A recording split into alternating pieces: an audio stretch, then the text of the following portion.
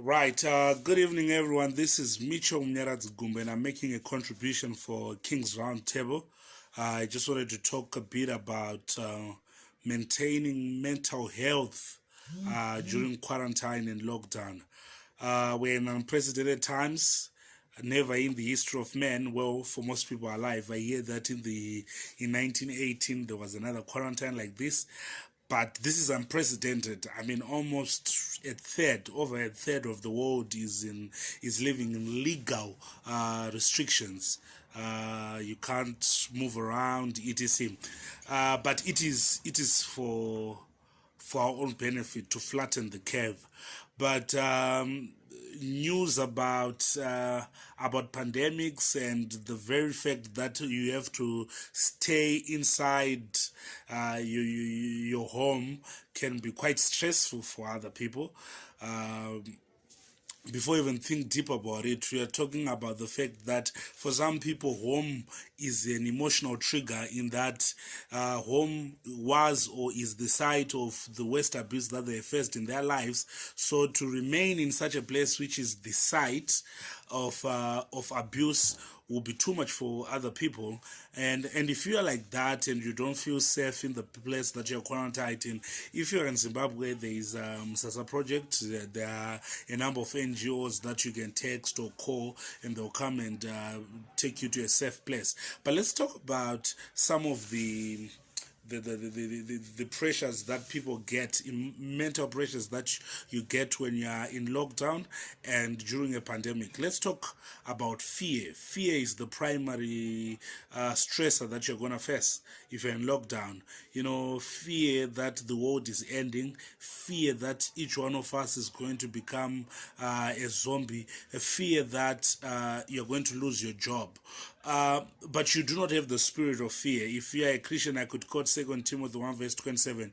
You have the spirit of you have not been given a spirit of fear, but one of love, of power, and of a sound mind. And that's why I'm doing this little video, so that you keep your sound mind.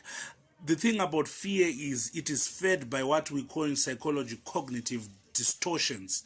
Cognitive distortions is simply overemphasizing a situation, catastrophizing a situation. You cough, you suddenly think that you have coronavirus. But that's not the thing. Stop catastrophizing. You have to be logical in your thought. You have to be empirical in your thought. Is it coronavirus or is it just a cough? Have you been in contact with someone with coronavirus? Have you gone to countries that are red flags with regards to coronavirus? Have you been washing your hands and stuff like that? So you need to be logical during times like this. Otherwise, fear will debilitate you. Yes, I know that you are afraid for your job. I know that it's a month that you haven't worked or produced anything. But why do you think that you're going to get fired? Has there been talk of that? Has there been empirical talk of that? So you need to be logical about things during such time, so that you are not debilitated by fear. And these are just some of the symptoms that happen to show that your mental health is taking a strain. You may find yourself having difficulties in sleeping or sleeping a lot. You may find yourself increasing your usage of drugs like alcohol or marijuana or other drugs. But all of that is unhealthy coping. So in closing, I just want to share with you ways to cope. Number one, you've got to limit the exposure you have to negative information. I'm not saying you have a media blackout, but I'm saying do not feast on fake news, right? Before you forward anything, before you believe anything, before you run with anything as gospel truth, research more about it. Research more about it. How many news sites are carrying that? How many reputable organizations are saying that? Because if you don't do that, fake news will definitely stress you out. They'll tell you that in Zimbabwe 50,000 people have corona, but is that the truth? It's not the truth. Fake news will debilitate you. So limit the exposure you have to news and to fake news, because also even if the news is true, to continuously feast on negative news is not going to do well for your mental health. So yeah, hear a bit of news, but don't go much on it. You also need to exercise. Yes, physical exercise, it profits but a little, so you need that profit. And the good thing about physical exercise is that you release feel good hormones, dopamine. You need to, even if you are depressed, learn to exercise because you release feel good hormones called dopamine and others. So I know that the temptation to stay in bed is really high during such times, but wake up, take a quick shower, or before you take a quick shower, do some press ups, some sit ups, some crunches, some stretches, and then go bath. You'd have released dopamine and done well for yourself.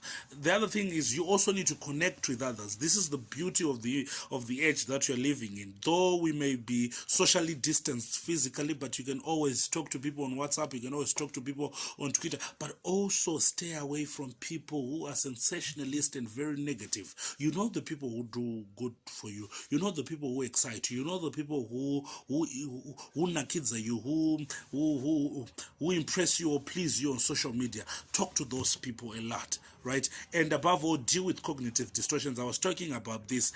Don't catastrophize things. Don't over exaggerate them. Be logical about them. Think them really, really deeply. You know, to say, okay, fine, there is coronavirus, but I've been home. I've been home for the past 2 weeks. I've not touched anyone. I've not hugged anyone. So this cough is just a cough.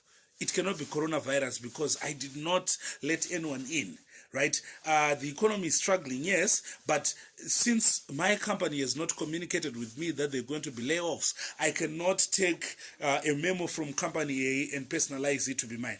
And even if there are layoffs, you also need to maintain hope.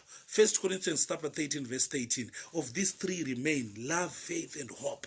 Hope remains. Yes, you may be fired today, but be hopeful that things are going to be well for you. So this is what I just wanted to share. My name is Mitchell Gumbo. Thank you for tuning in.